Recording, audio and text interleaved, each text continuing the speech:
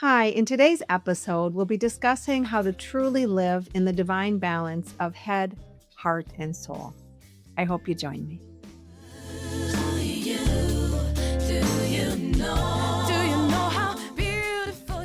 Welcome back to Soul Speak. I'm Meg Michaelson. Thank you for being here, for joining, for liking, for sharing. And if you're new, I'm glad you're giving this a try. I really do appreciate it. I love putting this information out there because maybe it's making a difference in at least one person's life. So thank you. We have been and will continue to be an unprecedented time. We're feeling and seeing the discord in our country, our globe, and many of us feel that discomfort that accompanies that discord. I'm not sure who isn't feeling the discomfort. Each of us wants change in whatever way we feel that need for change. However, oftentimes we rely on the externals to make the changes for us. Our leaders, our bosses, our parents, our spouses, our friends. And when we do that, when we expect change and wait for change, but choose not to take action towards change, things in our lives go astray. Change to make our lives better must come first from within, and that takes courage. And that begins with the energy of our heart. Remember the Wizard of Oz? That lion, that big, fuzzy, beautiful, lovable lion. He lacked courage. He was stuck in fear. He was stuck in loneliness, and he was miserable. In order to become the leader he wanted to be, he needed courage. And what did the wizard give him? Not a brain, not red shoes, but courage in the form of a medal that he hung on his neck and it landed on his chest in front of his heart. Because courage comes from the need to bypass fear because we feel passion for something. And that comes from our heart. That desire comes from our heart. Why do soldiers get a Purple Heart or the red badge of courage? Courage is absolutely about the heart. Yet in order to act on the courage, we need to use the body. And that is the connection from the head to the heart through our throat. Remember, on the physical body, the head and the heart, and what's between there, our throat. Our throat is the area of surrender. Our throat is the area of trying desperately to hold on to control. Desperately, because we don't want something to change or we're not sure what's going to change. So we would rather stay as is than allow the surrender to what could be.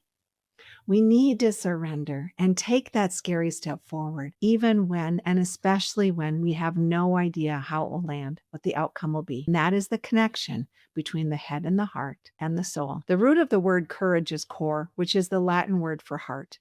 In its earliest forms, courage meant to speak one's mind by expressing one's true feelings and experiences, speaking from one's heart. This is true.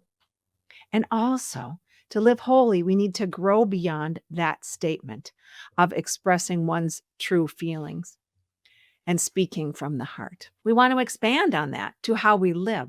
Yes, we need to speak one's mind and express our true feelings to ourselves, to others, then also use our actions. Our actions are what express that truth, that courage. And we don't have to do that with rudeness or name calling or division. We can do that with bringing in all of self and then acknowledging all of the selves of others. We can do that with authenticity and with kindness. We can do that with compassion and still be courageous. Courage requires us to connect to the longings of our soul, to understand it will absolutely be uncomfortable, and to make a balanced decision between the head and the heart. And that includes, of course, what's between there is our throat. That area in the chakra system in Sanskrit, and I've said this before, that's called pure. Our throat, which is where the courage needs to come from. It starts in our heart. George Adair said, everything you've ever wanted is on the other side of fear. I love that because that's so true. Everything we've ever wanted, we have to walk through the fear to get there. We have to connect the head and the heart and live then through that pure action of the throat. When we want a new job, when we're afraid to even look because we feel we are going to get caught and then lose the job we already have. We're afraid that we won't find what we want. We're afraid we're not good enough. We're afraid it won't be any better than what we currently have. That's often why humans have a relationship in the wings before leaving the one they have. They want to make sure they have something better. They want to make sure they have a better job. They want to make sure that life is safe and secure. And being safe and secure is absolutely essential. That's a first chakra connection. We need that. We also need risk because being stuck isn't safe and secure. But living a life we love, balancing that head, heart, and soul, does bring more security. Instead, can we look at what we really want instead of fleeing and doing things too quickly or making rash decisions or allowing ourselves to stay stuck? Can we look at what we want and begin to get that for ourselves? First, internally, first acknowledging that I have fear. And now what do I want to do with it? If I want to move forward, it is up to me, not my neighbors or my spouse or my friends. I can get encouragement from them, but it's up to me. And in order to bring change, remember, we need to spend more time in the energy of our heart, because our heart is where that passion, that need for change comes from our heart. Yet we spend so little time connecting to what is going on in our hearts. Heart disease is the leading cause of death in the United States. According to the Centers for Disease Control and Prevention, heart disease claimed over 695,000 lives in 2021. That accounts for about 1 in 5 deaths in our country. It is the leading cause of death for both men and women.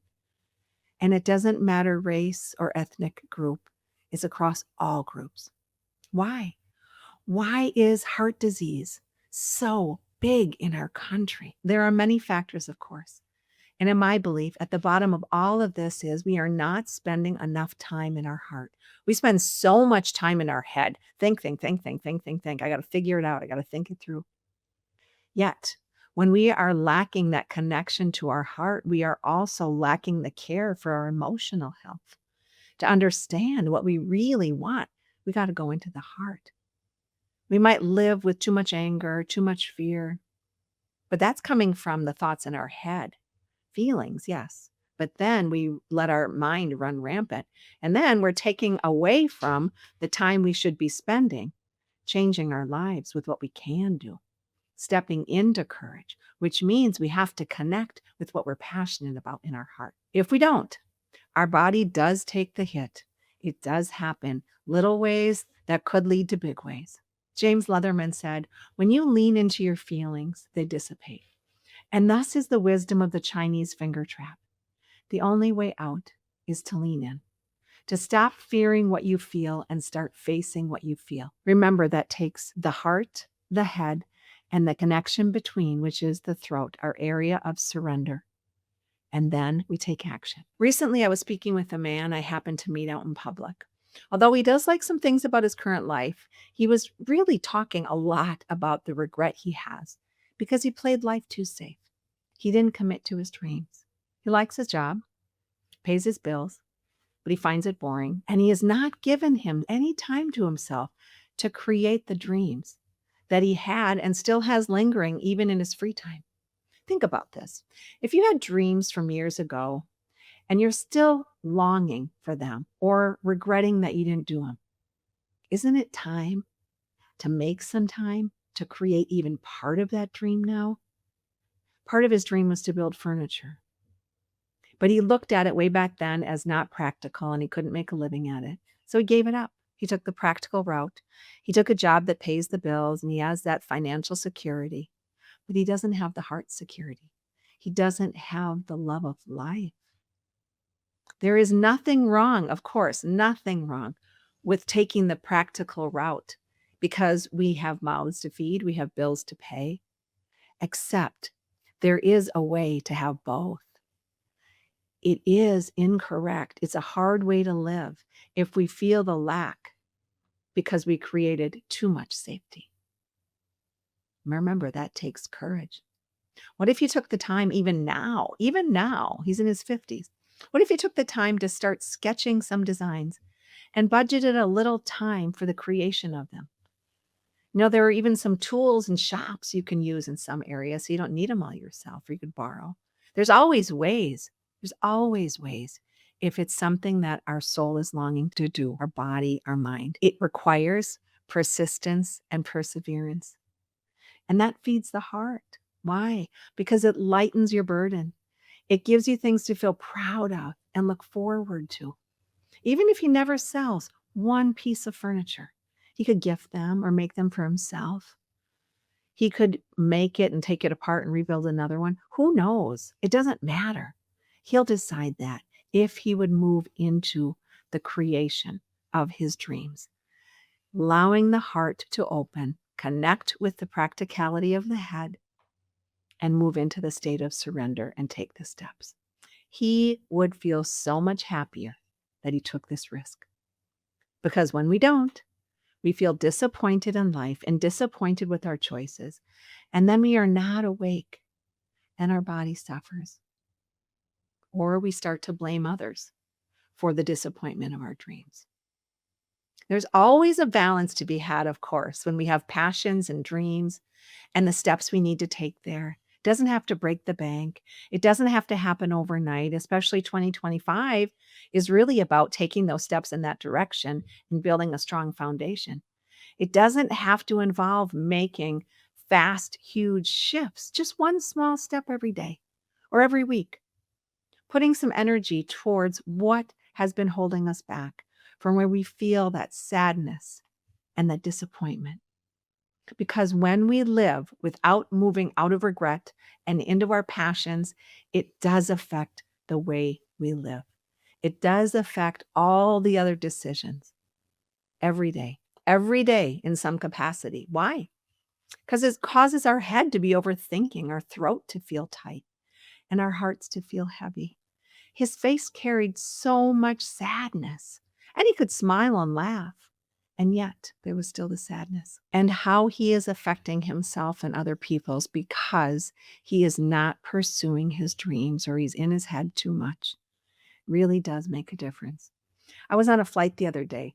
One flight attendant was so funny. And then the flight attendant that was coming down, taking orders for drinks, was cold, no smile, absolutely no eye contact, spoke in a rude tone, acting very inconvenienced. And when I went back to throw some trash away, I asked for the trash can. And it was a really comical way he did it. He didn't even look at me, pulled the trash can out, expected me to throw it in, and then shut it. The flight attendant next to him was kind and said, "Thank you for throwing the trash away, and can I get you anything?" Must have made an impact because he did shift after that. However, what I was noticing was that flight attendant that was speaking rudely, that was cold, that was not making eye contact, he was definitely in his head. He was not connecting with the present. He was not connecting with the passengers. He was in his thoughts, which most likely were not happy or peaceful or even present in that situation. Why? How do I know that? Well, because he wasn't present. How we live affects those around us, whether or not we notice. And of course, I didn't let that ruin my experience because I don't know what he's going through. I did note, however, how much of a difference it made between the nurturing aspect of the one flight attendant and the distant, cold, unhappy behavior of the second one. Balancing the heart and the head. We have a passion for something. And also our heart holds the connection to humans. And we want to balance that. We want to live that way. We will not find any relief in our life. We will not have connection with others in healthy ways unless we see people in their whole self.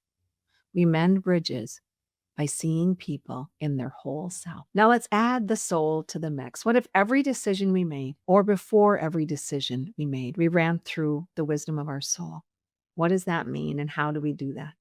Can you imagine how much less stress we would have if we remembered every day throughout our day we were bigger than this human body? We were bigger than this lifetime experience. Of course, that is easier to say than to live. However, it is vital to live if you want a great life, if you want a life that you are truly more awake and connected. We can choose to do everything for the good of ourselves and the good of all. That is what we are being asked to move into. That is where we are being led. And that's the connection we will have when we move into our heads and our hearts and connect that to the pureness of our soul. The soul is, why are we here? Are we able to become healthy, empowered beings without taking away the power of another, without pointing our finger and name calling, but truly balancing that wisdom that the soul holds? Why am I here? Can I act bigger than my human body experience? Can I act from a healthy perspective of my ego? Can I take the time to go to my heart and connect and understand why I came here in this lifetime? The information is there for us. We just need that connection to our heart to get there. Right now, in these years, we are being asked to be guided by love and higher wisdom. Higher wisdom comes from surrender. Remember the throat. If I'm not happy, if I feel regret or resentment, if I feel stuck, then that's when I get to turn to my higher power. Please show me the way. Please help me understand what I'm not seeing. That is the start of surrender.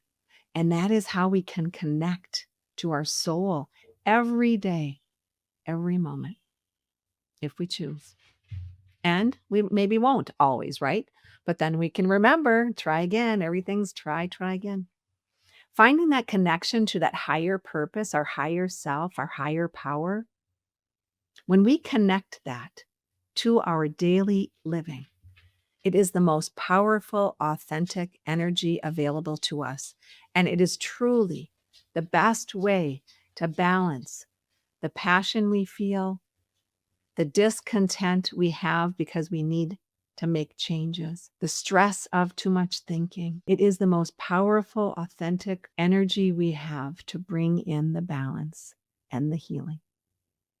So take time if you're willing, for quiet, for putting your hands on your heart and your throat, your head, letting yourself just relax into the moment of, what is my higher self asking me to do?